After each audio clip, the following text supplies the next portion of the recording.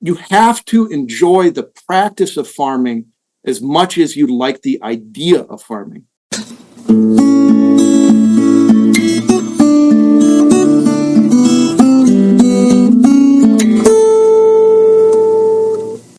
Welcome to the 331st installment of Ear to the Ground, the Land Stewardship Project's podcast on family farming, regenerative agriculture, community food systems, and local democracy. I'm Brian DeVore, editor of the Land Stewardship Letter. I recently saw a cartoon that featured a tired-looking 20-something couple standing in a barn.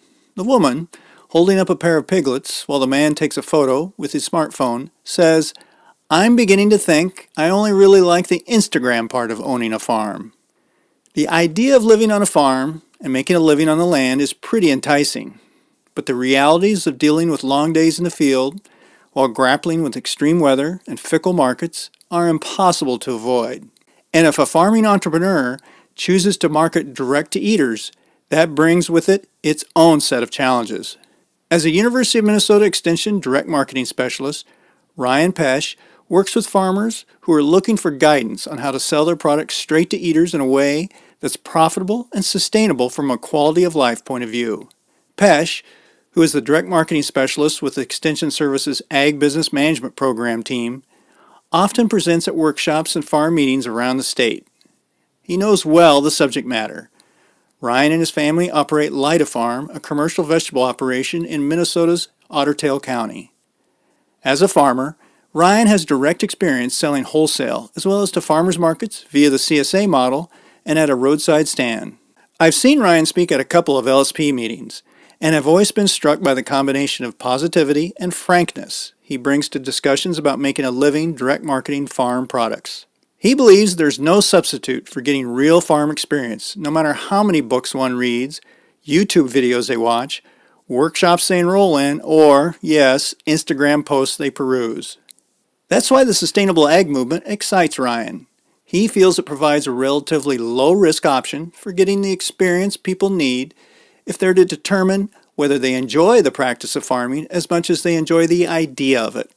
LSP and its allies have had success in recent years getting the Minnesota legislature to provide support for initiatives that build local and regional food systems. As a result, there are now an impressive array of public financial resources available to help fund initiatives that, among other things, get locally produced food into school lunchrooms. And on a more localized basis, LSP has been working in western Minnesota to help bring together farmers, small business owners, and local government officials who are interested in building community-based food systems that keep wealth local while providing food producers a good, sustainable living. After Ryan spoke recently at an LSP community food meeting in Madison, Minnesota, I caught up with him and we chatted about some of the important questions people should ask themselves before jumping into farming, particularly if it involves direct marketing. Ryan started our conversation by talking about the state of the local food movement and how it compares to what was going on when he started his career 2 decades ago. Yeah, hey, after 20 years, right? And I should say that, part of my time in Extension, for a lot of my time in Extension, I was actually in community development. Even though I was this direct farm marketer, I wasn't on the ag side or the ag business management side of Extension. I wasn't, because I knew this stuff as Ryan Pesch, Extension educator. I always did this stuff. You know what I mean? I know it's easy for me to do. I enjoy it. But, so over those 20 years dealing with these issues, it's interesting, Brian. I would say I've gone through at least one boom, one bust, and maybe now a new boom, right? Where we were 20 years ago to now, if you think about it, when I started in Extension, most rural markets or farmers markets really weren't much of farmers markets, and there weren't that many of them. Right. I think Minnesota Farmers Market Association is just a point of contact. We're at, 368 farmers markets in the state of Minnesota.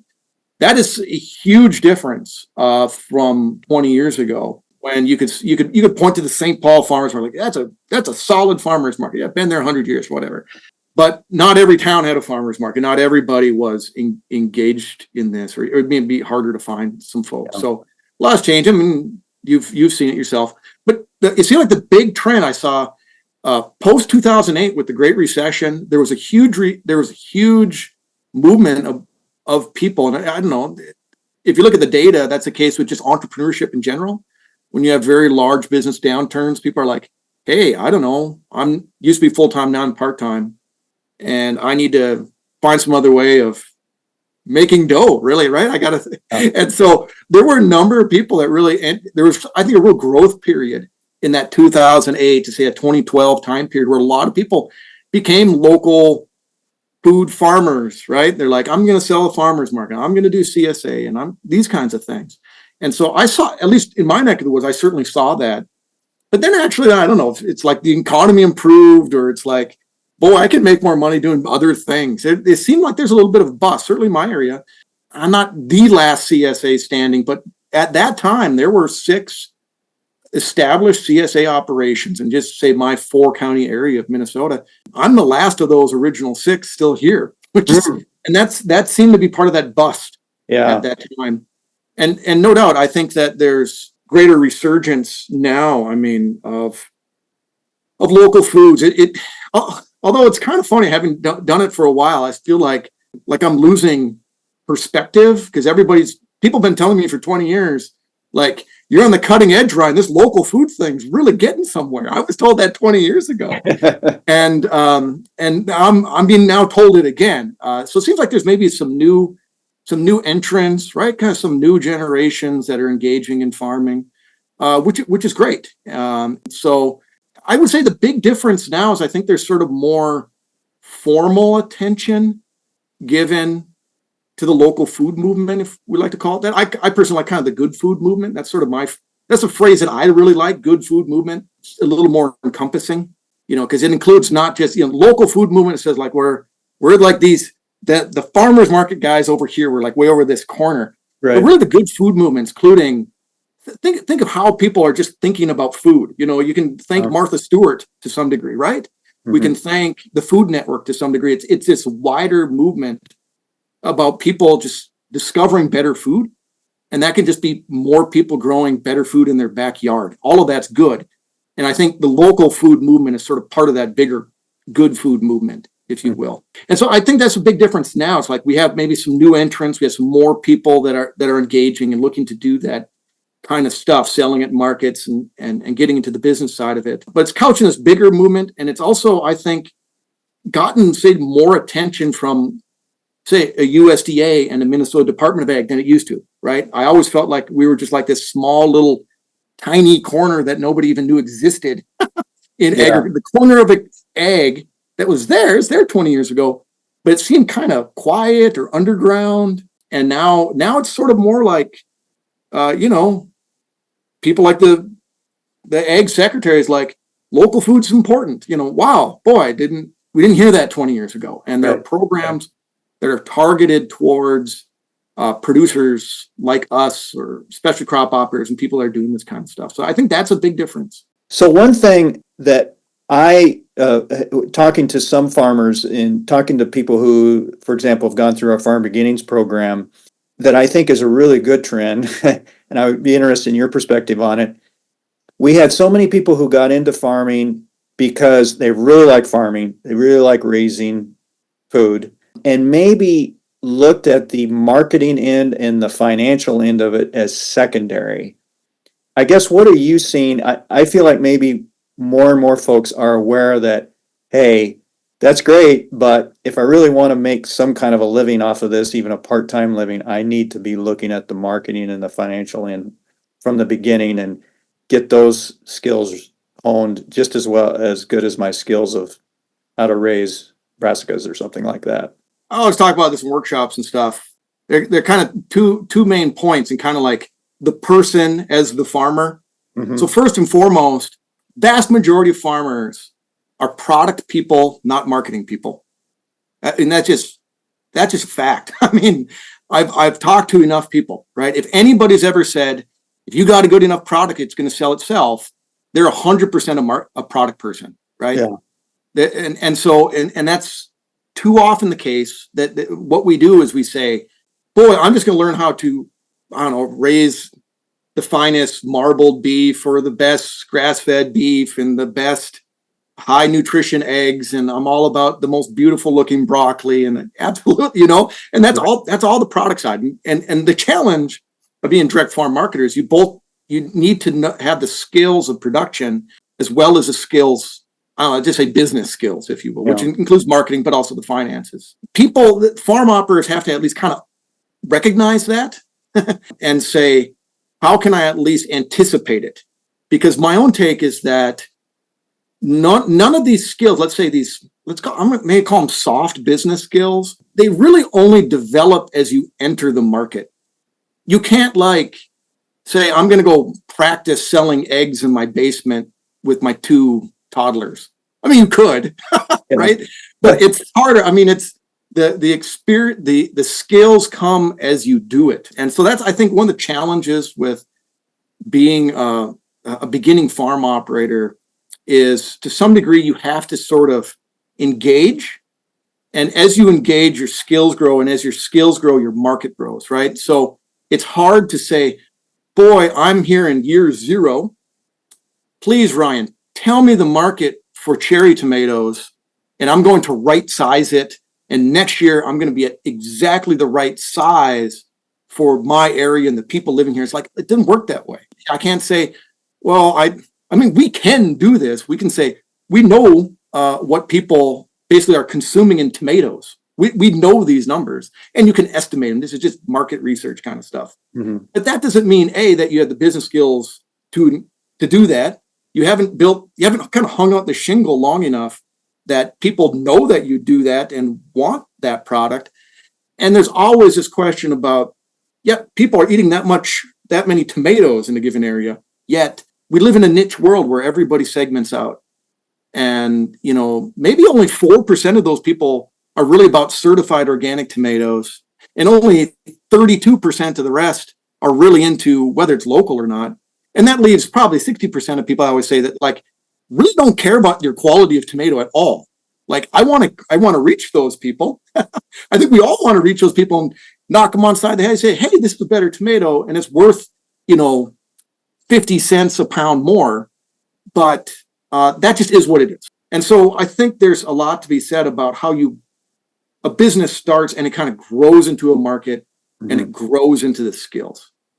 The second part that I think is important is I always, with beginning operators, I always like to emphasize, I don't know if it sounds kind of chippy, but I'm always like, you have to enjoy the practice of farming as much as you like the idea of farming. Mm. And I think there's a lot to be said there. I run into many, many people that are at that year 0 or their year -3, right? They haven't even launched yet. They're sort of like, I'm over here. I have this interest, and that's super laudable, and I love that, right? Yeah. Because there's that energy that's like, I want to do this. Is great. But you got to test that assumption. The farmers that get into a business long enough that they begin to see that they're beyond break even and they're financially viable, even at a part-time level, mm-hmm. are those that enjoyed the practice of farming. Because if you don't enjoy that practice of farming, it's kind of this weird pipe dreamy thing that you can sit and admire. I kind of admiring the problem. People talk in community development about admiring the problem, right? A lot of communities admire a problem, or different groups of people admire a certain problem. And this is sort of like admiring an aspiration, right? Before you know it, you're 4 books in on your next, farm dreaming escape. And you're like, okay, this is great. I'm inspired. All right. I got the inspiration I need. Now we need to put it into practice. Mm-hmm. And you find where it fits in your life, right? And that's right. And as years progress, you sort of feel like, okay, this is still fitting in my life. This still feels good. And part of it feeling good is, for me, I enjoy that sweaty 10-hour day, because at the end of the day, I'm kind of body tired. And that's sort of part of the almost the runner's high of farming, the farming high, you know what I'm saying? And that is part of the enjoyment of sort of that the daily process of farming. I enjoy let's get physical with some shovels for 4 hours. And but the whole time you're there, you're like, this is just prison labor, and there's no redeeming value for what I'm doing. I'm now trapped in some menial nightmare. Yep, you're not in love with the practice of farming. You might have liked the idea of farming, mm-hmm. but we've got to kind of separate that out. And you really only know once you sort of engage. Right. And so I'm always a big fan. I never want to say, your idea is wrong. Shake, shake, shake your finger at them. My point is always your number one thing ought to be to start. Start is the term. And only once you really engage, and you engage safely, right? You engage without too large of a risk, right? Oh, I'm going to go, get a second mortgage on my house for another $250,000 and just sort of go hog wild. Don't advise it. I really don't. But you engage in some form that seems appropriate for your stage of life, and you go from there. Yeah. And that's how you really find out, like, yes, I love this practice of farming, and yes, I can see how I can stepwise get to where I need to go in terms of like farm finances or building a customer base. That kind of leads into my next question. I think there's a lot of overlap. I was going to ask you, what are some of the big questions folks should be asking themselves before they start on their farming dream, or start even kind of dip their toes into it? But it sounds like a really big question is, do I enjoy farming? That's a big one. But is there That any is a big one. other big questions that you see people sometimes not asking, or they're a little bit surprised when you ask that question? Well, I think, again, at that year zero, it's hard. It's always hard. Mhm. I mean, there's this question about the size of market and willingness to pay for products. I think are a bit of a mystery for people, and kind of like how to wrap their mind around that. I appreciate the enthusiasm where people are like, just like, I got the world's best beefsteak tomato, and when this is brought into the world, all is right. The question is then, all right, how many of these tomatoes do you have to sell in order to make this start to work? Or how many customers do you think you can really get in year one? Or, what's a reasonable amount of sales that you could have at that one small rural farmer's market? Mhm. Or, boy, how do you think you're going to compete in that bigger urban market? Well, there's already 40 other people there that have been doing it for a while, right? So these are kind of challenging questions that, I mean, they're not there to be kind of a total roadblock, but again, it's that going from year zero to year one. Those are just kind of like basic questions that there's not a clear answer to, but you Right. at least have to sit down and say, okay, what's reasonable for me to do here in year one? And that's what I'm always talking year zero, year one, year two, year three. Those first 3 years are super important, right? That's sort of where a lot of learning happens on the job, and you learn so much about the customers you're trying to cultivate, right? And so those I think are sort of the challenging questions. The other ones, get a little more financial. You can just get down to questions like, well, how much are you willing to lose at this? Right? You're going into year one. Maybe you have a day job, or your wife has a day job. Maybe you have 2 kids. Maybe you're just retired, whatever. But you're like, okay, how much am I willing to put into this? I got a 3-year plan. If after 3 years I lost 25 grand, but I love the experience, you could chalk that up as a success, right? But you want to be somewhat clear-eyed about, like, okay, what's this going to take? Estimate that out. Estimate out kind of what you think you could reasonably bring in, and then just go from there. If it feels like too big of a risk, you're like, I'm not in the place to throw 15 grand at this right now. Right. Well, how can we get started with 3 grand or 2 grand?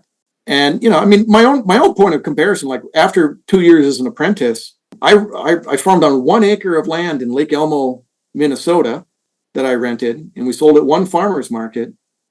That first year, I bought a Ford Ranger truck that ended up having a bad block and started smoking after a while, but that was $1,000. I bought an Earthway seeder. I purchased my plants, and I bought a hoe or something. No, I bought a wheel hoe, my Glazer wheel hoe. So I had my outlay that year was about, I don't know, $1,800. And the total sales that year is like $3,200 or $3,400. I sold 12 times the one farmer's market on a Saturday morning. And that's, I was like, I don't know, that's my start. That's what it looked like to me. We can adjust for inflation now. Maybe it looks more like, 3,000 in and 4,000 in sales, or 4,500 in sales. But, oftentimes starting looks that way. And that's a very, very, the saving grace of the sustainable ag movement has forever been that it's about low input farming, low input startup. how do you get started in sort of this bootstrappy way? It's never been part of the cultures of the sustainable ag community to just say, well, USDA is handing out money, just go get some of that and go for it. You can do that. There's no doubt about that. And USDA will now recognize us maybe more as legitimate farmers than they once did.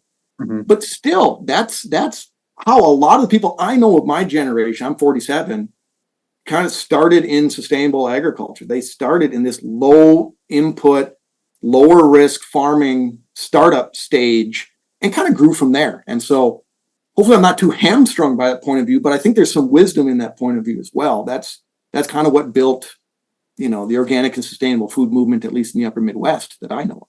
Yeah, that's actually a really good point in that if you're getting involved in quote unquote conventional ag, you're maybe taking over your family's corn soybean operation, farming a couple thousand acres right off the bat, boy, your risk is way high, much higher than and let's say you are getting supported through the traditional government programs and all that, great, but still you may have great support, but you have great risk. Whereas with the sustainable ag movement, regenerative ag movement, whatever you want to call it, it's because it's kind of been ignored by these programs. That is kind of a incentive right there not to lay out your risk right from the beginning. You kind of do have to enter it unless you're coming from a wealthy background or something like that. I don't know. Yeah, no doubt. I mean, and that's one of those hard things. Like I always talk with beginning people like let's set a budget of basic equipment and annual rent or something. Like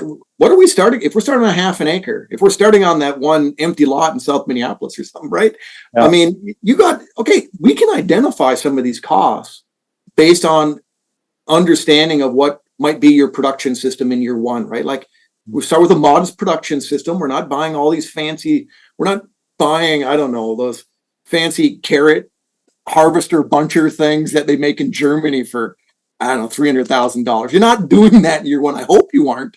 You can get that number. And then once you have that number and you have that estimate of that number, then you can back out from that number and you just say, all right, what do we have to earn here in year one, year two, year three, in order to make that work, to pay off your Grillo walking tractor in 3 years. That's not a bad deal, actually. Yeah. I mean, you're in a kind of a good place in year 4 and 5 and 6, aren't you? But likewise, if you take on some form of debt, it's sort of like if you have a debt and you know what that debt is, well, you can calculate where you really need to be in order to just make this thing go. If you don't have the bigger that number is, the more you're under pressure to make, let's say, this minimal amount in year one. It could actually just be too much stress for year one, right? You're better at that lower debt level. And I mean, if you have to bring in like, hey, we need $3,000 a week or this doesn't work, that's not a good place to be in at the beginning. Because one thing I try to get across to people, and I really think it's true.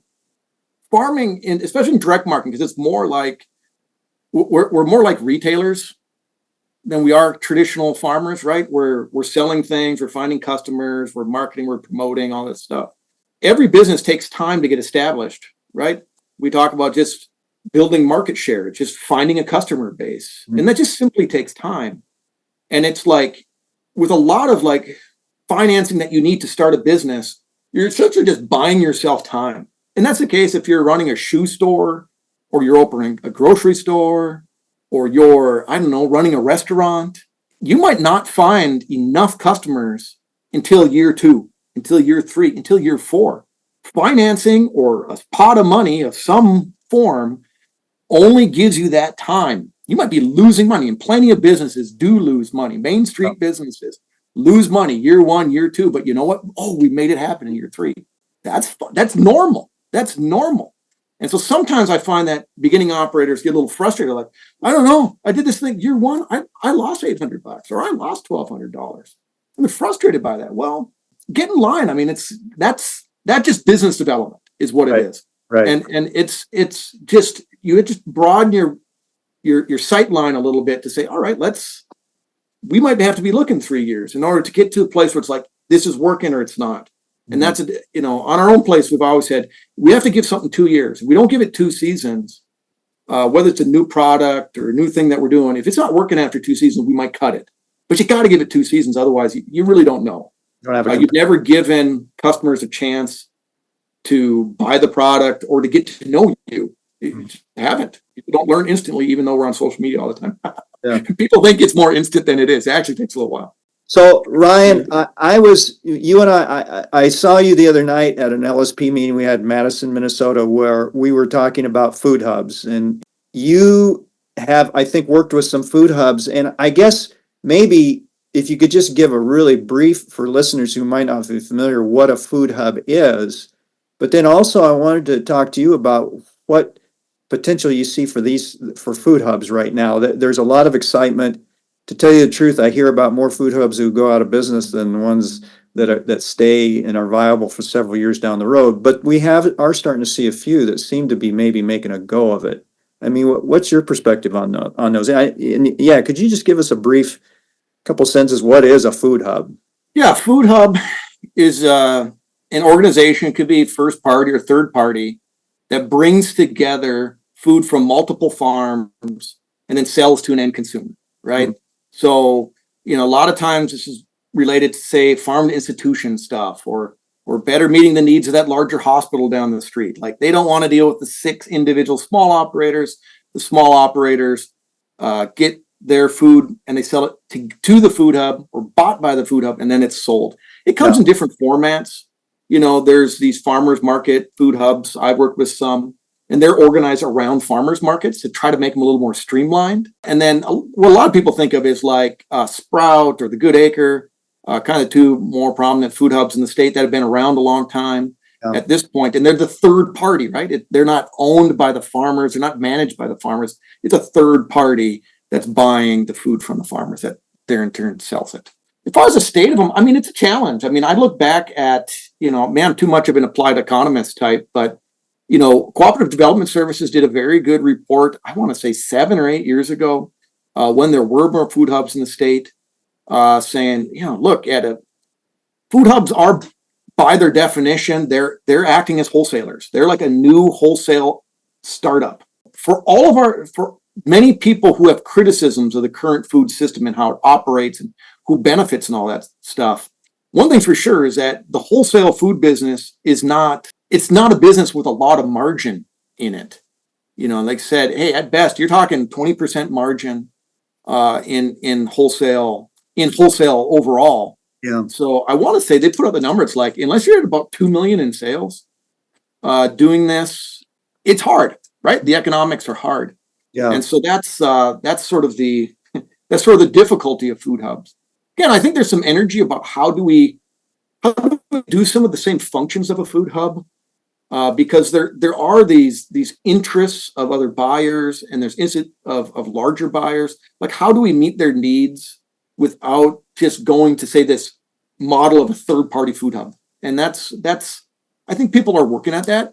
Yeah. I mean, another model, isn't really a food hub as much as just farmers cooperating. Like, you can have one farmer that has a oversized walk-in cooler and they're just holding product from 2 other farmers and they sell it together. I mean, it's almost like a grower packer situation or something. I mean, it doesn't have to be complicated. I think that at times we sort of make it seem like it should be bigger than it is. Let's go buy a building and compete against Cisco. And a bunch of ragtag farmers going against Cisco is it's just kind of I don't know if that's a good idea, personally. Yeah. It might be inspiring. People might be inspired by that, but I don't know if that's a great idea. Well, the economics are tough, I guess, is what it comes down to. And what kind of helps a little bit is, whether it's a food hub or you're doing farm to school or other things, at least here in Minnesota, there's a lot of resources now available through the MDA, some stuff that's been passed at the legislature. I get a sense that there's maybe more money than ever available for farmers to set up an infrastructure. Yes, absolutely. And the farm to school procurement grant is absolutely massive. I mean, with a $3 million infusion for this current school year, it was infused, more than a year ago from Build Back Better bill. That's a lot of money. Previously, a lot of the funding from MDA really went towards equipment, which I always thought was a little bit indirect way of making farm to school happen, an important component, no doubt. But the procurement grant is like, here you go, school, here's $10,000. You spend that on food. That is seems to have more direct impact. And I know as a person that's involved in some of the evaluation of that program, it certainly is engaging a wider net of producers and a wider mix of goods, right? Whereas it used to just traditionally be a couple of local veggie operators in the school or supplying the school. Now it's a wider mix of products, from maple syrup to a lot of meat products and so forth. So I think the time's going to tell, right? The resources we have, I think, are able to jumpstart that market. And I think what's really important is that hopefully there are relationships, these buying, selling relationships that get created through this startup funding that live, right? That live longer than the grant funds alone. And I think that's really where the rubber is going to meet the road, and we're going to see how well that's played out over the last couple of years.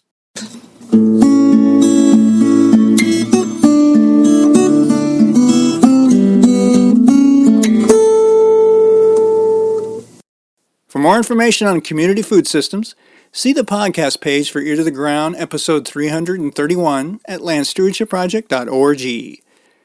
If you have comments or suggestions about this podcast, contact Brian DeVore at bdevore at landstewardshipproject.org, or you can call 612-816-9342.